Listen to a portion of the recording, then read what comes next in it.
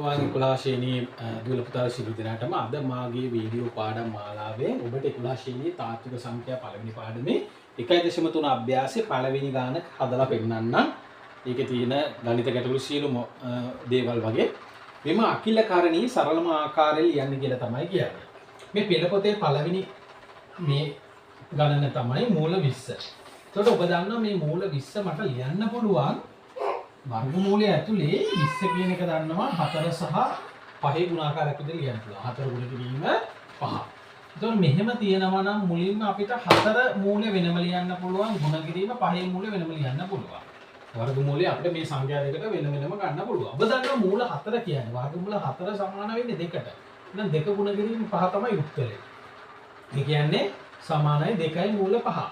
මොන මේ ආකාරයට ලියන එක තමයි අපි සරලම ආකාරයෙන් ලියා දැක්වුවා. කරණියක් විදිහට ලිව්වා. මේ අකිලකරණිය අපි කරණියක් විදිහට ලියා දැක්වුවා. දැන් ඊළඟ ගාන අපි බලමු. මූල 48 තියෙන්නේ ඊළඟ ගාන. නමුත් මම ඒ ගාන අතරලා මූල 72 හදලා පෙන්නන්නම්. ඊළඟ C ගාන. මූල 72. එතකොට ඔබ දන්නා මූල 72 මට ලියන්න පුළුවන් 36 ගුණ කිරීම 2. ඒ කියන්නේ මම 72 දෙකෙන් බෙදුවම 36 නේ. එහෙනම් 36 ගුණ කිරීම 2. එහෙනම් මට ලියන්න පුළුවන් මූල 36 වෙනම මූල 2 වෙනම. මූල 36 කියන්නේ 6යි නේ. ඔබ දන්නවා 6යි මූල 2යි කියලා මේකත් ලියන්න පුළුවන්. 6යි මූල 2. එහෙනම් අපි සරලම ආකාරයෙන් ලියුවා.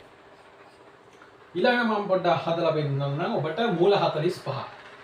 මූල 45. මූල 45 කියන එක මට ලියන්න පුළුවන් 9 වරක් 5 45. එහෙනම් වර්ගමූලය ඇතුලේ 45 කියන එක ලියන්න පුළුවන් 9 ගුණ කිරීම 5 සමානයි. එහෙනම් 9 මූලය වෙනම ගත්තා, ගුණ කිරීම 5 මූලය වෙනම ගත්තා. 9 මූල කියන්නේ 3යි, 3 ගුණ කිරීම මූල 5 කියන්නේ 3යි මූල 5යි. අපි මේකේ අවසාන ගාන බලමු මූල 147. h මිලි ගාන මූල 147. ඔබ දන්නවා මූල 147. එහෙනම් මම මේක ටිකක් ලොකු ගණනක්. මේ අගේලක්කම 7. එහෙනම් මේක 7 ගුණාකාරයක් විය යුතුයි කියලා මට හිතුණු නිසා මම මේක 49න් එන්න ඒ කියලා මට නිකන් හිතුණා. ඊට පස්සේ 147 බෙදලා බලන්න හරියටම 3 කියලා එනවා. එහෙනම් 49 3න් ගුණ කරාම 147 එනවා. ඉතින් ඔබ දන්නවා 49ට වර්ගමූලය වෙනම සලකනවා, ගුණ කිරීමේ 3ට වෙනම වර්ගමූලය සලකනවා. ඒතර මූල 49 කියන්නේ ඔබ දන්නවා 7යි.